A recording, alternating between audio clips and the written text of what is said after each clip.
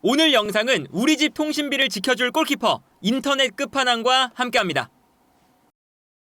주말에 있는 토트넘과 아스톤빌라와의 경기에서 손흥민 선수가 출전할 수 있을 것이냐 없을 것이냐에 대한 이야기가 오가고 있는데, 일단 이 경기는 토트넘과 아스톤빌라에게 굉장히 중요한 의미를 가지는 경기입니다. 일단 아스톤빌라는 리그 4위 승점 18점이고요. 토트넘은 리그 8위 약간 떨어져 있는데 승점 13점이에요. 근데 이제 아스톤빌라와 토트넘의 상황 자체가, 아스톤빌라는 챔피언스리그권에서 아스날, 첼시, 그리고 그 밑에 있는 브라이튼, 이런 팀들과 함께 챔피언스리그권 경쟁을 하고 있고, 토트넘 같은 경우에는 중위권으로 처져 있기 때문에 위쪽으로 올라와야 되는 상황이라고 할 수가 있겠죠. 그리고 아무래도 아스톤빌라와 토트넘이 시즌 전에 수많은 매체에서의 예측을 돌아보면 챔피언스리그권 경쟁을 하는 직접적인 팀들 간의 경기잖아요. 이 두 팀에게는 매우 큰 승부처라고 할 수가 있겠죠. 그렇기 때문에 지난 주중에 있었던 리그컵 경기에서 아스톤빌라와 같은 경우에는 대부분의 선수를 로테이션을 돌려줬어요. 지난 경기 아스톤빌라의 선발 라인업인데, 선발로 자주 볼 수 없는 듀란이라던가 부엔디아, 그리고 카마라, 그리고 이제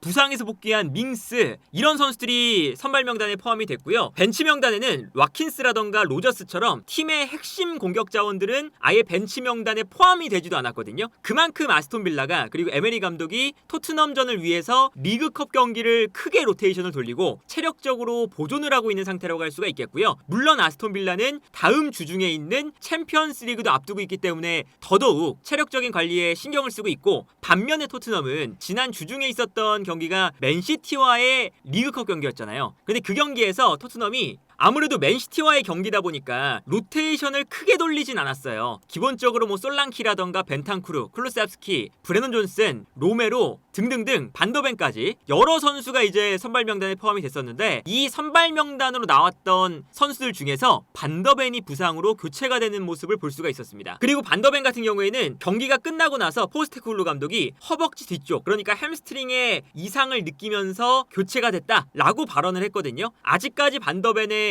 이제 부상 소식이 정확하게 올라오지 않고 있는데, 반더벤이 햄스트링 쪽에 문제가 있다면 당장 며칠 뒤에 있는 아스톤빌라전은 나오기가 거의 불가능하다고 볼 수가 있겠습니다. 반면에 손흥민 선수 같은 경우에는 출전할 수 있는 가능성이 꽤나 높아 보이는데, 일단 포스테코글루 감독이 지난 주말에도 팰리스전에서 손흥민 선수가 나오지 않을 때 어떤 이야기를 했냐면, 엄밀히 말하면 손흥민은 햄스트링 부상은 아니다. 다만 손흥민 선수가 잠시 동안 빠져 있었던 기간이 있었고, 그러니까 10월 A매치 브레이크 직전에 손흥민 선수가 햄스트링 쪽에 문제가 있었죠. 그래서 이제 빠져 있었다가 지난 경기, 그러니까 웨스트햄전에 복귀를 했는데, 복귀한 이후에도 약간의 몸 상태가 불편함이 있었습니다. 손흥민 선수가 부상은 아니지만 손흥민의 몸 상태가 100%가 아니기 때문에 우리가 팰리스전에서는 손흥민을 제외하는 선택을 했습니다 라는 이야기를 했어요. 그러니까 굉장히 단어 자체도 보수적으로 손흥민의 몸 상태를 대하고 있다. 그러니까 지난번 팰리스전, 그리고 주중에 있었던 맨시티전, 아무래도 맨시티전은 리그컵이었고, 그리고 지난 주말에 있었던 팰리스전은 토트넘이 스쿼드적으로 앞서 있는 팀이다 보니까 손흥민 없이 경기를 하면서 손흥민의 몸 상태를 100%로 끌어올린 다음에 이번 아스톤빌라전, 순위 싸움에 정말 중요한 아스톤빌라전에 손흥민을 복귀시킨다, 이런 계획이었던 것 같아요. 그래서 어제 있었던 맨시티와의 리그컵 경기 직전에 어떤 이야기를 했냐면, 손흥민은 거의 건강하다, 그러니까 거의 몸 상태가 괜찮다. 하지만 아까 이야기했던 것처럼 보수적으로 지금 손흥민의 몸 상태를 평가하고 있기 때문에 우리는 주말을 목표로 할 것이다. 넉넉하게 이제 회복 기간을 잡는다는 거죠. 그리고 우리는 손흥민이 주말에 건강할 것이라고 확신한다 라고 이야기를 했어요. 그러다 보니까 여러 가지 이제 소식들을 종합해 보면, 손흥민 선수가 부상까지는 아니지만 몸 상태가 100%가 아닌 상태고, 몸 상태가 100%가 아닌 상태에서 괜히 경기를 나왔다가 부상이 되거나 아니면 컨디션에 이상이 생길 수도 있으니까 더 중요한 아스톤빌라전을 위해서 몸 상태를 꾸준히 끌어올리고 있었다, 이런 뜻이 되겠죠. 다만 이제 어떤 예측도 존재하냐면, 토트넘 매체에서 라지팔 브라브 박사라는 물리치료 의사면서 스포츠 과학자인 분이 계시거든요. 이 브라르 박사가 계속 이제 토트넘의 부상 정도에 대해서 이런 감독의 인터뷰가 나올 때마다, 그리고 부상 소식이 전해질 때마다 조금 더 이제 전문가적인 관점에서 예측을 할 때가 많아요. 그런데 이제 어떤 예측을 했냐면, 이렇게 미지근하게, 그러니까 손흥민이 엄밀히 말하면 부상은 아닌데 몸 상태가 100%는 아니다, 이게 약간은 좀 애매한 이야기잖아요. 이렇게 미지근한 표현을 하는 것을 보면 아마도 허벅지 염좌, 4단계 중 2단계인 듯하다. 뭐 이런 얘기를 했어요. 그러니까 이제 뭐 허벅지 부상에서 엄청나게 뭐 심한 부상은 아니지만 그래도 지금 당장은 나오기가 힘든 상태, 뭐 이런 상태였다. 그렇기 때문에 맨시티와의 경기까지 못 나온 상태라면 마지막에 손흥민 선수가 포스테코글루 감독은 분명히 복귀한다고 했으니까 당연히 포스테코글루 감독의 말이 훨씬 더 정확하거든요. 그러면 경기에 나올 수 있는 상황이겠지만 경기에 출전하려면 마지막으로 체력 테스트를 받아야 될 수도 있다라는 예측을 하기도 했습니다. 어쨌든 손흥민 선수의 출전 여부에 대해서 여러 가지 예측이 있긴 하지만 손흥민 선수가 아스톤 빌라전을 위해서 이 경기에 포커스를 맞춰놓고 몸 상태를 끌어올리고 부상에서 회복을 하는 과정에 있었다고는 보여지고요. 그리고 여기서 손흥민의 복귀가 토트넘에게 아주 중요했던 이유는 아스톤 빌라의 전술적인 특징을 보면 기본적으로 에메리 감독 체제에서 수비 라인을 굉장히 많이 끌어올리는 축구를 하고 있죠. 그런데 수비 라인을 끌어올리면서 앞쪽에 있는 로저스와 와킨스, 최전방 공격수들과 최후방 수비 라인 간의 간격을 최대한 좁혀주는 축구를 해요. 이렇게 공격수들과 수비 라인의 간격을 최대한 좁히면서 그러니까 수비 라인을 끌어올리지만 끌어올렸을 때 앞쪽에서 달려드는 수비가 아니라 미드필더 라인에서 수비 블록을 만들고 촘촘한 수비 전형을 중원에서 만드는 거죠. 이렇게 된다면 토트넘이 볼을 소유했을 때 아무래도 토트넘이 홈이다 보니까 볼을 많이 소유할 때가 있을 텐데 볼을 소유했을 때 중앙을 거쳐가는 것이 굉장히 어려워지죠. 그리고 이 중앙을 거쳐가기가 어려워지면 아무리 수비 라인을 올려서 뒷공간을 높게 끌어올려도 어쨌든 미드필더 라인을 거쳐서 전방으로 패스가 들어가야 뒷공간으로 뛰어들어가는 선수에게 정확하게 패스가 들어가는 거잖아요. 만약에 뒷공간을 거치지 않고 아스톤 빌라가 미드필더 라인에서 아주 단단한 수비 라인을 만들고 있다고 해서 토트넘이 수비 라인에서 한 번에 뒷공간으로 조금 긴 롱패스를 뿌려주게 되면 이 롱패스가 들어오는 동안 아무래도 채공 시간도 있고요. 그리고 롱패스가 되면 당연히 부정확한 패스가 나오기 때문에 골키퍼가 튀어나오면서 이 볼을 처리하거나 아니면 수비수들이 뒷걸음질 치면서 볼을 처리할 수 있는 이러한 상황들을 만드는 게 아스톤 빌라의 축구의 특성입니다. 그렇기 때문에 좌우 측면에 제이콥 램지라던가 맥긴 중앙 미드필더에 가까운 선수들을 좌우 측면에 배치를 하면서 이게 이제 에메리 감독이 파리 생제르맹과 아스날 이 빅클럽에서 본인의 전술이 실패를 겪으면서 비아레알로 떠났죠. 근데 비아레알에서 본인의 전술에 아주 큰 변화를 만들었어요. 그게 바로 이런 거거든요. 좌우 측면에 중앙 미드필더를 배치하면서 자연스럽게 가운데로 들어오는 거예요. 그러면 수비 라인이 끌어올려져 있고 그리고 좌우 측면 공격수들도 가운데로 좁혀주면서 훨씬 더 중앙 지역에 촘촘한 전형이 형성이 되는 거죠.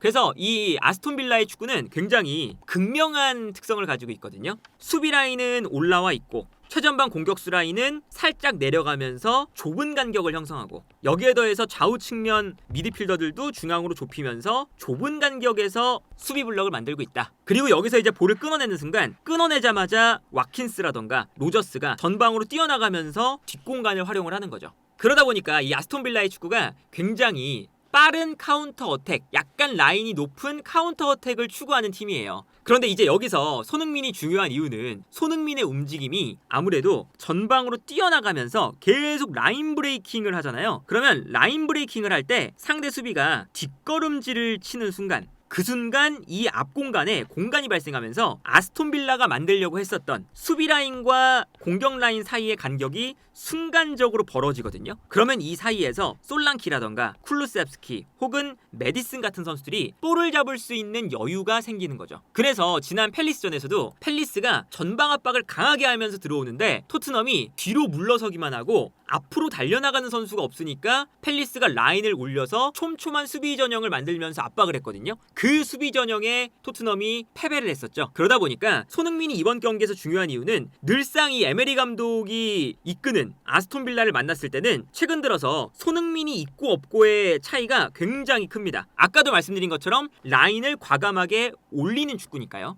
이 좁은 간격을 헤집어 놓기 위해서는 라인을 못 올리게 만들기 위해서는 손흥민의 움직임이 정말 필수적으로 필요하고요. 여기에 더해서 중원에서도 아무래도 맥긴과 램지가 가운데로 들어가는 이런 전형이다 보니까 여기서 메디슨과 쿨루셉스키 그리고 벤탄쿠르 이 3미들이 아니라 오히려 지난 맨시티전처럼 메디슨 대신에 사르가 투입이 돼서 조금 더 피지컬적으로 우수한 사르, 벤탄쿠르, 쿨루셉스키, 피지컬적으로 싸워줄 수 있는 선수들이 중원에 더 배치가 될 수도 있을 것 같아요. 벤탄쿠르가 아니라면 이 자리에는 비수마가 들어갈 수도 있겠죠. 그래서 어쨌든 메디슨보다는 쿨루셉스키가 최근에 폼이 너무 좋다 보니까 공격적인 부분은 쿨루셉스키가 대부분 담당을 하고 사르와 비수마 혹은 벤탄쿠르를 기용하면서 미드필더 싸움을 훨씬 더 끌어올리는 중원 싸움에 대해서 더 퀄리티를 높이는 방향으로 선발 라인업을 구성할 가능성도 어느 정도 존재합니다. 그리고 여기에 더해서 이제 토트넘이 손흥민 그리고 미드필더 라인의 이런 선발 라인업에도 변화가 있을 수 있겠지만 일단 이 자리 반더벤이 빠진 왼쪽 중앙 수비수 자리도 아주 중요하거든요. 일단 드라구신이 나올 것으로 예상이 되는데 드라구신이 나왔을 때 여기서 이제 문제가 될 수 있을 만한 포인트는 아까 말씀드린 것처럼 약간 라인이 올라와서 아스톤 빌라는 수비를 해요. 그리고 토트넘도 지지 않고 아마 라인을 올릴 거거든요. 서로 라인을 올리는 경기가 될 거예요. 근데 여기서 아스톤 빌라가 볼을 끊자마자 가져가는 이제 공격 패턴 중에서 와킨스,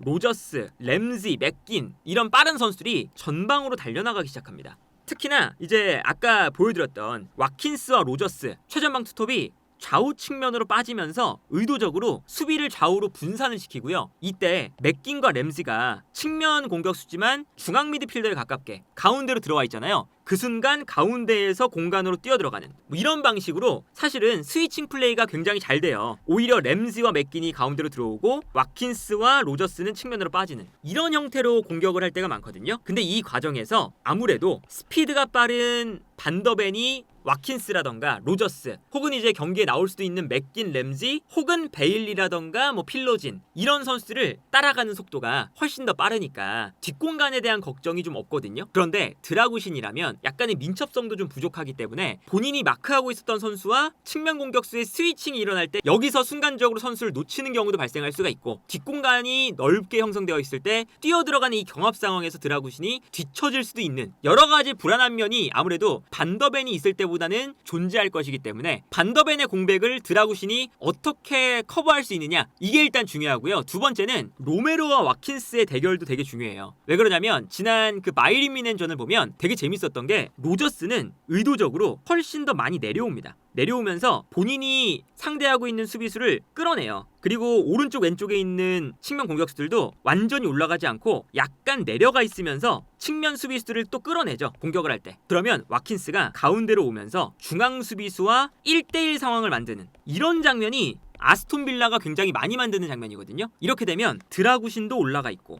호로나 우도기도 올라가 있을 때 로메로와 와킨스의 정말 말 그대로 넓은 공간에서의 1대1 경합 상황이 발생하게 됩니다. 근데 이 1대1 경합 상황에서 바이에른 우파메카노도 와킨스를 막는데 굉장히 어려움을 겪었고요. 그리고 아스톤 빌라가 잘하는 것 중에 하나가 이 와킨스가 굉장히 저돌적인 선수다 보니까 계속 저돌적으로 움직이면서 중앙 수비수의 힘을 빼놓고 후반전에 듀란이 들어오죠. 피지컬이 좋은 듀란을 투입하면서 최전방 공격수의 자리만 바꿔주면서 수비수의 떨어진 체력을 공략을 할 때가 많거든요. 이런 걸 생각을 해보면 확실히 아스톤 빌라의 이 공격진이 스위칭 플레이를 하고 움직이는 여러 가지 패턴 플레이가 잘 짜여져 있기 때문에 토트넘의 수비 라인이 반더벤이 없을 때 과연 이러한 아스톤 빌라의 기동력 높은 공격을 잘 견딜 수 있을 것이냐 이게 일단 중요하고요. 그리고 지난 경기에서 로메로도 교체가 됐잖아요. 포스테쿨로 감독이 밝히기로는 로메로가 100%의 컨디션이 지금 아니다. 반더벤이 지금 부상을 당한 상태에서 로메로까지 너무 힘들어하길래 혹여나 로메로를 다음 경기에서 잃을 수도 있을까봐 반더벤을 잃었는데 로메로까지는 잃을 수 없다 라는 생각에 교체를 해줬다 이런 얘기를 했거든요. 그러면 반더벤이 없는 상황에서 로메로도